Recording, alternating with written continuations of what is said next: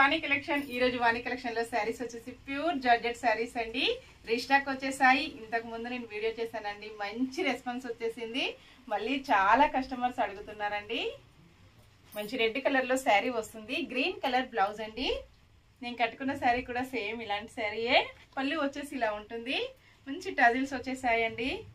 Light weight గా smooth గా ఉంటుంది. ఫంక్షన్స్ కి, పార్టీస్ కి, ఆఫీస్ వేర్ కి, టీచర్స్ కి చాలా బాగా యూజ్ అవుతాయి.